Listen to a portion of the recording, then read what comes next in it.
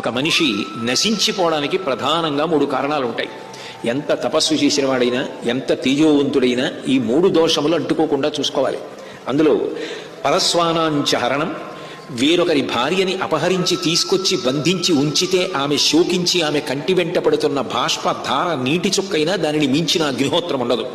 అది వంశాన్ని కాల్చేస్తుంది. మారీచుడు చెప్పలా, కళత్రాణిచ సౌమ్యాని మిత్రవర్గం స్తథైవచ యదీచ్ఛసి చిరంభోక్తం మాకృధ రామవిప్రియం అన్నాడు. అటువంటి పెద్ద దోషం చేశారు. అట్లాగే పరస్వానాంచ హరణం, ఇతరుల యొక్క ధనాన్ని అపహరించడం. వద్దు వద్దు అని చెప్పిన అన్నగారు కుబేరుణ్ణి కొట్టడం, ఆయన పుష్ప విమానాన్ని అపహరించి తేవడం. లోకంలో ఎక్కడెక్కడ విలువైనవి ఉన్నాయో వాటినన్నింటినీ అపహరించి ఆ ద్రవ్యాన్ని తీసుకురావడం.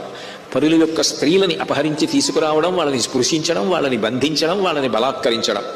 సుహృదామతిశంకాచ, సుహృత్ అంటే మన యందు చాలా మంచి మనసున్నవాడు, ప్రేమ కలిగినవాడు, మనం క్షేమంగా ఉండాలని కోరుకునేవాడు, మనం వృద్ధిలోకి రావాలన్న తాపత్రయం ఉన్నవాడు. అటువంటి వాడి మీద శంక పెట్టుకోవడం. వాడు నిజంగా నా మీద ప్రేమ ఉండే మాట్లాడుతున్నాడా, వాడు నా మీద ప్రేమ లేకుండా కపటంగా మాట్లాడుతున్నాడేమో అని అనుమానాన్ని పెంచుకోవడం ఒక వ్యక్తి నశించిపోవడానికి కారణం. ఈ 3 మీ నాన్నగారి యందు అన్వయం.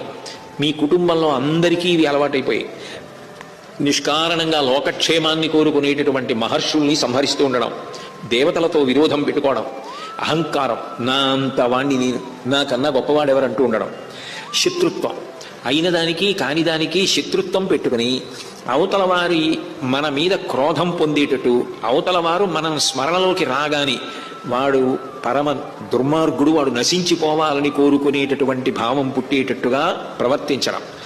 ప్రతి వారు కూడా మిత్రులు కారు, శత్రువులన్న భావనతో ప్రవర్తించి వాళ్ళు ఎప్పుడూ మన అభ్యున్నతిని కోరుకోవడానికి వీలు లేనంత దూరం చేసుకోవడం, కలిసి ఉండకుండా చేసుకోవడం, ఇవన్నీ ప్రమాదకరం. విశేషించి ప్రతికూలత్వం. ఏదైనా ఒక మంచి మాట చెప్దామన్నా అసలు వినకపోవడం, ఇవన్నీ కలిపి ఒక వ్యక్తి నాశనానికి కారణమవుతాయి. కానీ ఒక వ్యక్తి అభ్యున్నతికి ఎట్లా కారణమవుతాయి?